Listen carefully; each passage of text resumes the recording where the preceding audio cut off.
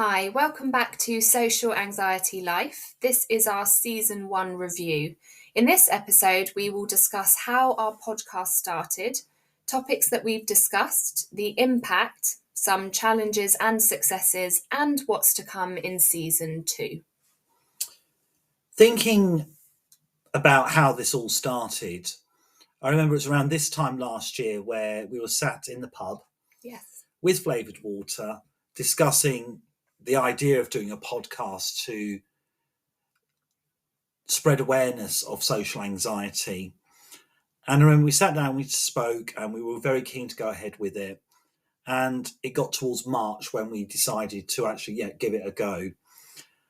And thinking about what we've talked about, I think back to episode 1, and I remember we sat in your front room for episode 1, and it felt very much a step into the unknown.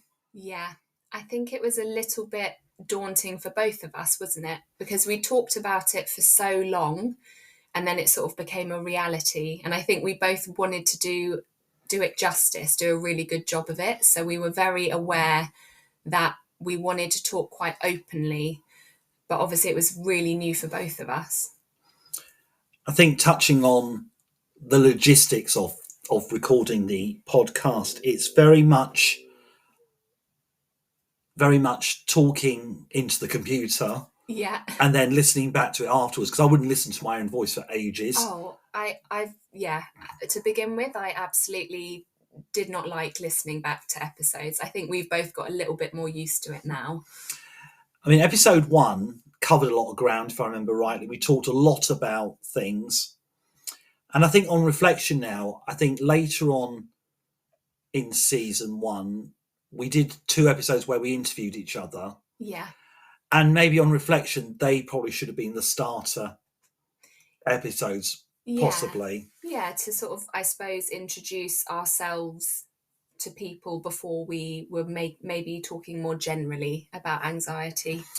I noticed a distinct difference in how the podcast sounded when we got to episodes 7 and 8, where we talked specifically about one aspect of social anxiety, which was overthinking.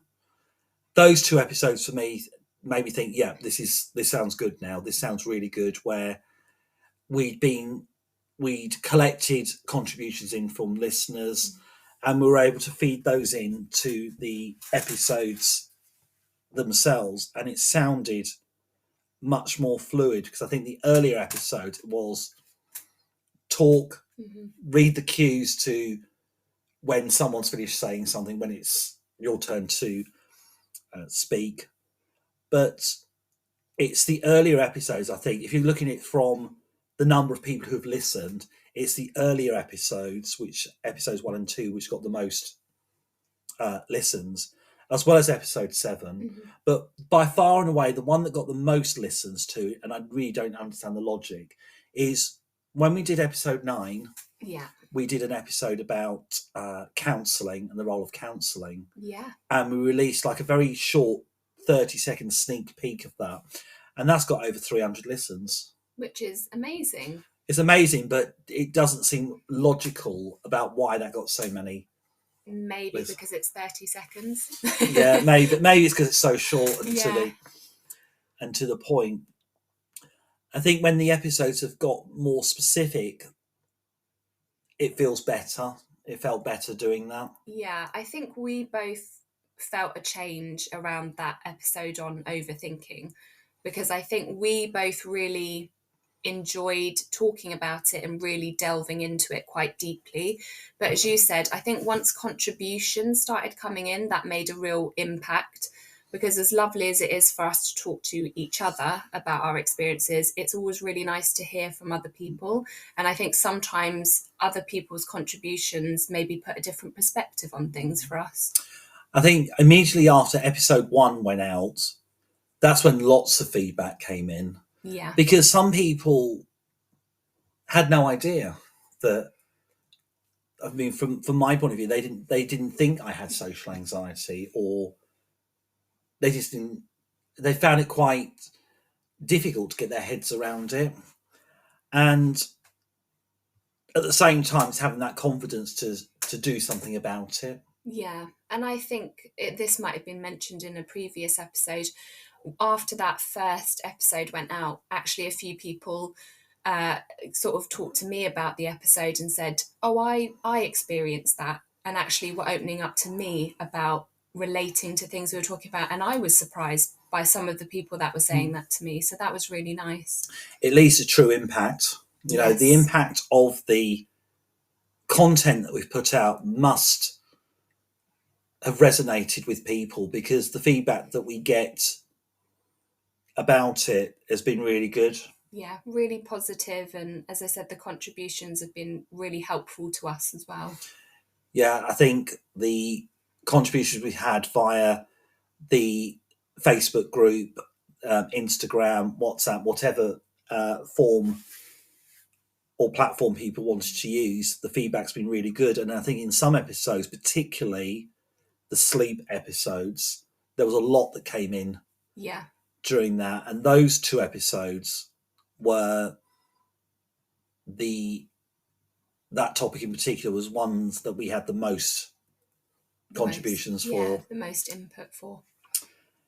And the people giving their insights into how they feel and how they relate to the topic being discussed was a real eye-opener for me, because sometimes you think you're on your own with it, and I think the whole podcast has given a sense of community and belonging and realizing that you're not on your own with it. And as you said, there are people who maybe I've wrongly assumed don't have any kind of anxiety at all, and they've actually said they do have some kind of social anxiety, whether it's with friends, family, whatever situation it is. It's quite eye-opening. Yeah, absolutely. And I've had a few people comment on the fact that the podcast has helped them to understand me better, because maybe as openly as I try to talk about it, as we have said and touched on many times, it's not always the easiest thing to talk about. And I think the podcast has been a great way to sort of let people know how we feel and the things that we struggle with. I mean, on that note, and this happened this week actually, so a mutual friend of ours messaged me about a special occasion that they've got next year. Yes. And the person, I knew they were understanding, but this person said that I want to invite you to the celebration because I want you to be there. Yeah. But they also included in their message if I found it too much or if it would be overwhelming, then we'll sort something else out for a different time. And that, for me, that's impact. That's real impact there. Yeah. That someone recognises how overwhelming the social situation is and providing an alternative. That was really quite... I mean, that's really lovely that that person has recognised ways to support you. Yeah, I thought it was really, really quite touching. It almost leads it on to now. During the podcast, there has been challenges, and some of the challenges have been technical. It's getting your head around what to do in order to put the podcast out there. Because I think with episode 1, it's just recorded it, added a couple of jingles to it, and send it out. Yeah, that was pretty much it. I think we started with a microphone, didn't work, and then had to sort of adapt. Yeah, I think finding the way through the technical labyrinth, as it were, the technical labyrinth of what to do, because even sort of putting together like a trailer, you've got to put the whole episode on first, cut out the bit that you want, do a little graphic for it and everything. So those sort of bits you learn along the way. Challenges as well, maybe along the lines of when we're actually recording. Someone commented how professional it sounded, and I agree, it does sound very professional, but it doesn't always go to plan. No. Yes, we've had quite a few interruptions, mistakes, little things where we've had to stop and restart. That's happened quite a few times. Yeah, it always happens 90% of the time, usually at the start. Yes. You've introduced the episode and then you've lost your train of thought straight away, and then it descends into giggles or not knowing what to say or just being frustrated that you don't know what to say. We've got a lot of bloopers from the course of the podcast. Yeah, and whether we release those or not is another matter. It's another matter, because that's probably a whole episode on its undoubtedly on its own. The successes then are definitely people being aware of it and other people wanting to help, having increased awareness about it, and the listening figures speak for themselves. I mean, the podcast is there across a number of platforms, and we are approaching 2,000.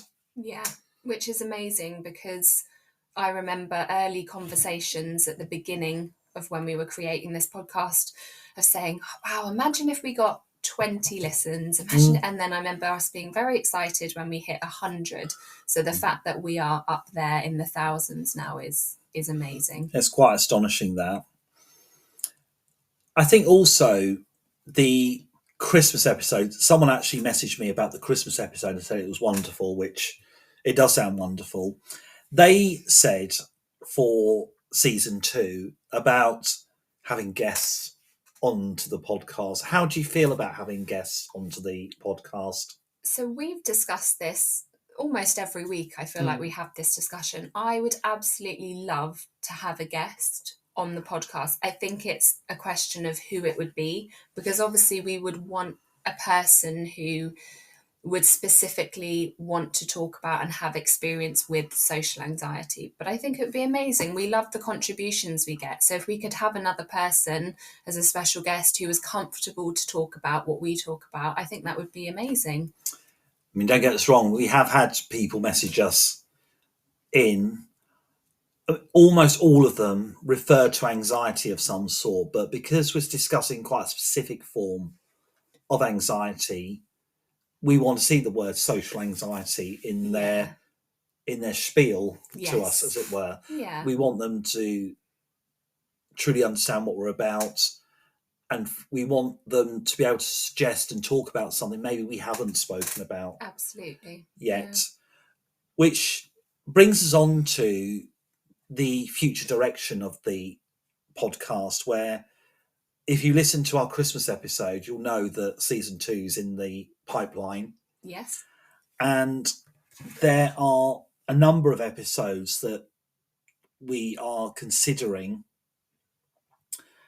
recording and then sharing with you. And they include quite a lot of things. And the first episode of season 2, we thought we'd talk about putting a positive spin on social anxiety, because we've talked about social anxiety having the symptoms of overthinking, not feeling good about yourself, etc., which are quite negative thoughts. But inspired by an Instagram post, it considers whether social anxiety is actually a positive thing to have. And there's a lot of things, I think, there to maybe consider.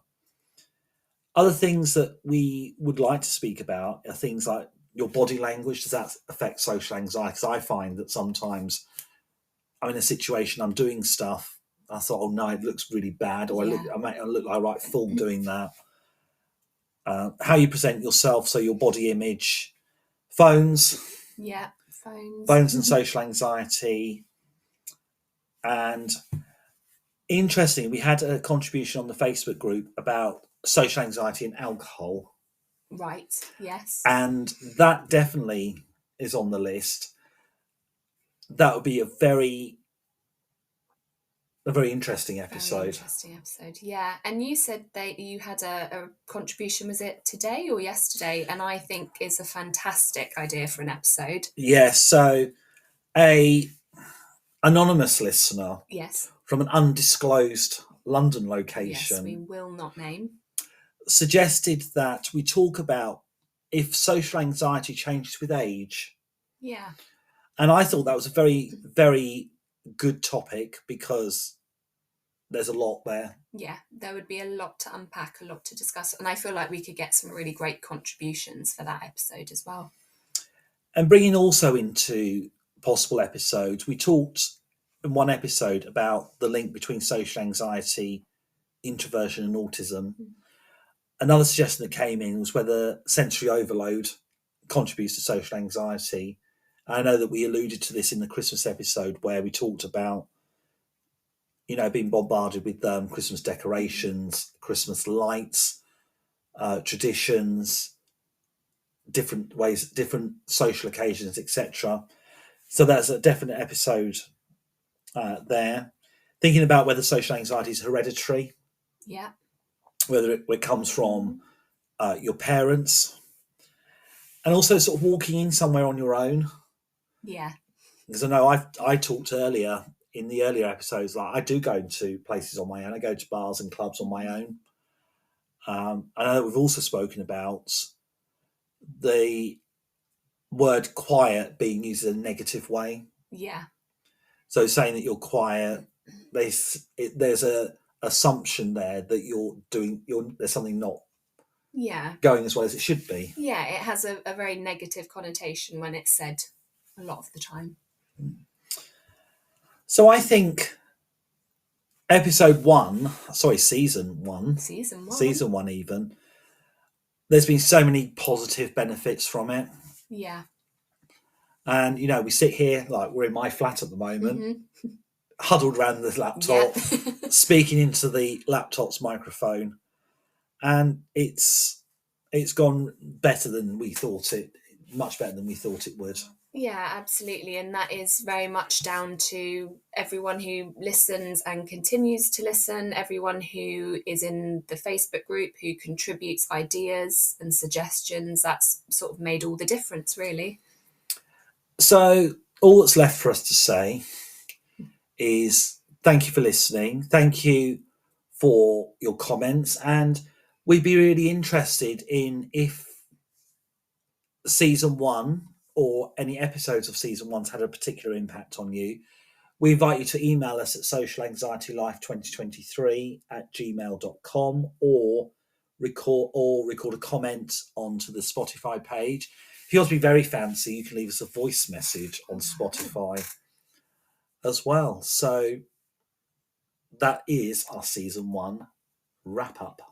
Amazing. Thank you so much, everyone. And we'll see you in 2024. Thank you. Bye.